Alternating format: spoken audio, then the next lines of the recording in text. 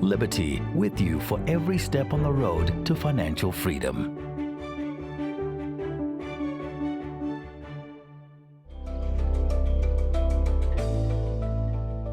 Most people worry about their monthly or day-to-day expenses, of course.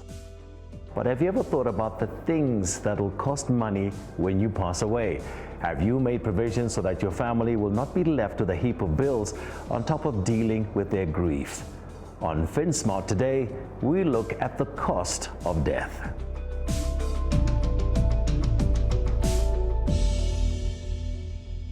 Gerald Mandiambira, thank you so much for joining us on FinSmart. Let's talk about this very uncomfortable topic of death. Do you find that many South Africans are planning for the financial well-being of the ones they leave behind? It's a difficult topic because death is, in African culture, almost a taboo subject. But on the one side, a lot of people are concerned about what happens to their family after they're gone.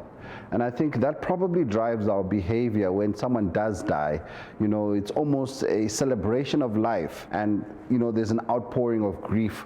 But in essence, the average South African is concerned about their future, but many people just don't know how to get started.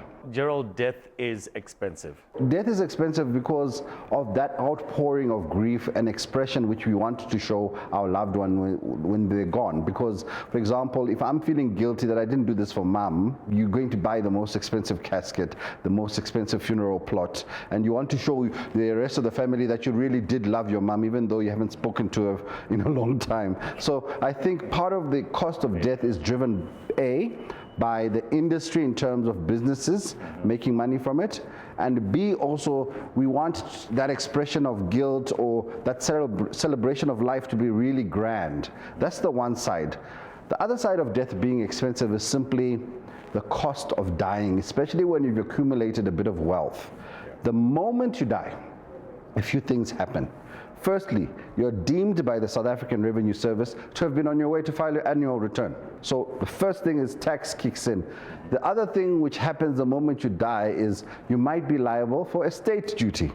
Estate duty is basically saying for a certain size estate in terms of worth, you need to pay the state 20% of what you are worth. And then there's more charges. The people who are going to find out how much you are worth, the executors, the master's office, all want a share, and that comes up to maybe 3.99% of your estate. And then remember the people who I said when you're deemed to have been on your way to pay your taxes, SARS don't do property.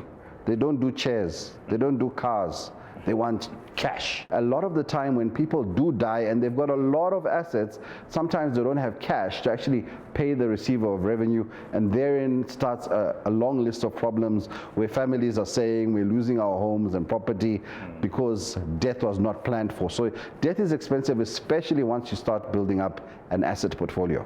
So Gerald, what should one do in order to mitigate all of these problems that you've just mentioned? Get yourself a nice funeral policy which will ensure that your family gets a party.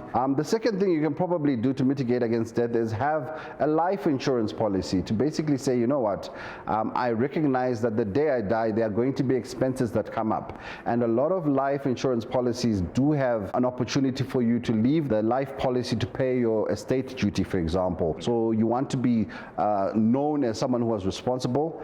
In financial planning terms, you want to be a good legator who leaves a good legacy for his legatees. What's the one piece of advice that you have for somebody who may be watching this right now? What should they do? How should they plan for the future? Look at your life as though it's ending tomorrow. Do not procrastinate and do not hold back on planning for your demise. Also, when you are going through that process, have a will in place. It's not just about money.